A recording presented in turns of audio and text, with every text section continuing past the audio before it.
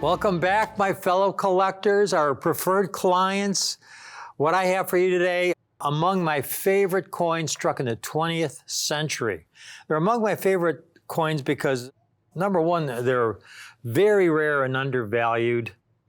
They're beautiful and they represent the finest from their series. And what I have today are the first Franklin half dollars struck in proof condition from 1950 to 1954.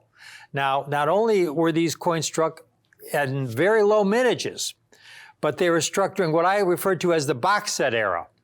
And take a look at these sets. I have them in proof 66. Now we have fewer than 10 sets in proof 66, and then we have 4 sets in proof 67. Every one beautiful, brilliant condition, no spots, no haze, as pristine as the day they were struck. You've got the 1950, which is the first year the Franklin half dollar was struck in proof. Now that's very important because the U.S. Mint hadn't struck proof coins since 1942. And they first struck the Franklin half dollar in mint state condition in 1948. But they didn't resume proof making until 1950. So there was that hiatus between 1942 and 1950 when the U.S. Mint struck 0 proof coins. When they resumed proof making in 1950, they had a new staff at the Mint in those early years in the 50s who were not familiar with the art of proof making. That crew that they had back during World War II was gone. So when they started making proof coins in 1950, the crew they had enlisted were basically rookies as far as the making of proof coins. And so as a result, the proofs, while they were very low mintage, they were also of very low quality, especially the 1950. Now, first of all, I want you to take a look at the mintages of these early proof Franklins. You could see in 1950, when they resumed proof making, only 51,000 sets were struck in proof. In 51, just a few more, 57,500, 52, only 81,890, 53, 128,000. Now you can see the proof mintages really began to increase in the mid-late 50s. Now there was a tremendous increase in demand as you got into the late 50s, early 60s because of the growth of our middle class when collectors were able to afford their passions. And so you saw in 1961 where the Mint for the first time issued over 3 million proof sets. In 1951, just a decade earlier, only 57,500. A small fraction, well under 10% of that 1961 total. But more importantly, these early proof sets came in what I refer to as these box sets. This is the box set era. This is how proof sets were issued from 1950 until mid-1955. This is how they came in these box sets. And then in mid-1955, they switched to this flat pack, which was a little bit better than the box sets where they were encased in these cellophane envelopes. And then in the late 70s, they really have perfected the art of proof making. And this was only about a little over 2 decades later. When you got a proof set in the late 70s, you got coins that were really state of the art. And this is just a little over 2 decades after these early box sets. So it was a really relatively short time where they made these tremendous improvements in proof making. Now these early box sets, now here's a 1953. There's a tremendous demand for original early box sets. Now, the fact is, virtually all of these original box sets have now been cracked open, and anything that was a cherry coin in the set has been removed. Now, this is a set I acquired. This is an original set, and you notice that the half dollar just kind of fell out of the cellophane envelope, and this is very typical.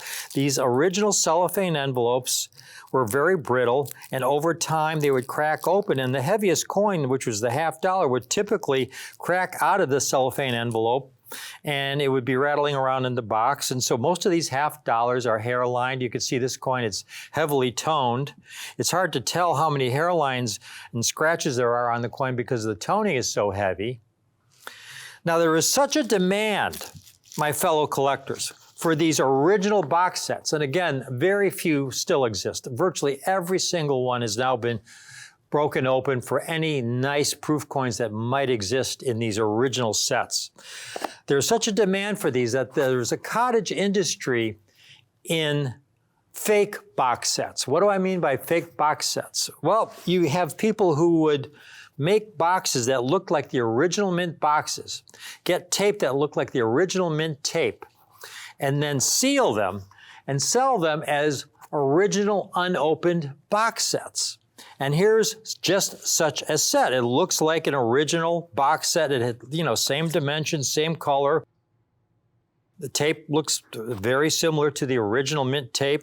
But then when you cut it open and you take a look inside, take a look at the cellophane. This is not original, folks. Look at the color of this cellophane and compare it to the color of the cellophane from an original box set. You can see how it yellowed. This was a set that somebody put together, and what collectors and dealers would typically do would be to take reject proof coins, seal them in these new cellophane envelopes, and staple them to look like, original sets. Unfortunately, the cellophane was brand new, so it would not be toned, and then seal them and sell them for premiums over what a normal proof set would sell for. So there's a big industry in this, as collectors really look for these really nice top-of-the-line proof coins. Now, the coins I have for you today in proof 66 and proof 67. Here's the total signature series census for these coins. They're highlighted in red. Now, the signature series are coins that I've personally reviewed. They are first reviewed and graded by the staff at NGC. They then send the coin to my desk, to my office, and I review every coin. And if I think the coin is very conservatively graded, if I think it's exceptional for the grade, I sign my name on the label, and the coin goes back and it gets encapsulated in the signature series label. Now, this is really important because it took me a few years for NGC to talk me into it because it is a lot of work. But I've put together sets for people, the finest known collections. I've written many books. I've given many presentations. And I became convinced by several individuals affiliated with NGC and dealers as well. They said, look, Rick, you've been doing this for many decades. You know more about these coins than anybody else in the country. Wouldn't it be great if you could review the coins, and so that any collector who buys one of these coins with your signature on it knows that they're getting a real premium coin for the date and grade. And that's what the signature series is all about. And you could see how few I've certified in these early years in proof 66 and proof 67 grade. Now, on the 1950, for example, NGC has graded several hundred in proof 66, and several hundred in proof 67, and around 40, 45 coins in proof 68. I've only certified to date 57 1950s in 6.6, 50 in 6.7, and 6 in proof 68. You get a date like the 1950, also really, really tough to get in high grade condition. I've only signed off on 38 1951s in proof 67. 1952, I've only signed off on 50 in proof 67. Again, these are coins that are really exceptional. They're fully brilliant, haze-free, spot-free, as pristine as the day they were struck. Now, to give you an idea what these coins are selling for, I've got some auction prices realized and some comps of asking prices for proof 66 and proof 67 examples. Here's a 1950. This sold in auction for $2,200, proof 66. 1951 in proof 66, dealer asking a little over $2,400. Here's a 1952, a dealer asking $2,082. Here's a 1953 for $1,200, top rated seller. And finally a 54 in proof 66 that sold in auction for $204. So that comes to $8,135 for coins that either sold in auction or were asking prices by other dealers or other collectors.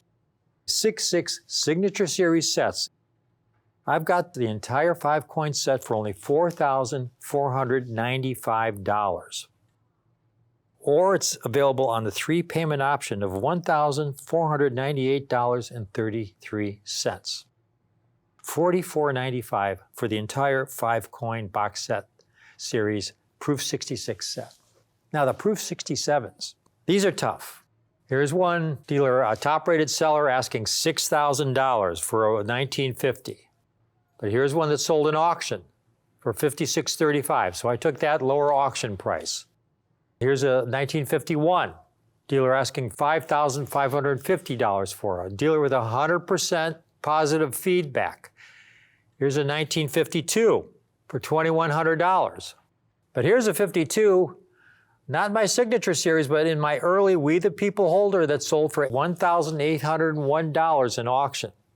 So that's the coin I'm using in my calculations. Now here's a 53, $3,000. Again, a dealer with 100% positive feedback. And finally a 54 and Proof 67 for $500. You add all those up, that comes to $16,486. I have these sets today for $12,995. It's also available on the 3-payment option, 3 payments of $4,331.67. Now, when you get a 6/6 set, you will get my 4th edition of the Franklin and Kennedy $half-dollar guidebook. If you get the 6/7 set, you'll get the limited hardcover edition. So it's a very exciting time to be a collector of these coins. And again, these are the key dates in the series, and you're getting some of the finest examples, beautiful, premium quality examples at a great preferred client price. So I hope you can take advantage of at least one of these sets, either set, 6/6 or the 6/7. They're both spectacular. 6/7 is the highest grade I'm able to offer today. This is what our preferred client program is all about, because these are the kind of coins I can't get enough of to make a regular national presentation. They are so rare. They only go out to you folks watching today, our preferred clients. Again, I have fewer than 10 sets in 6/6. I've only got 4 sets in 6/7. Hope you can get at least one of these. Thanks for watching.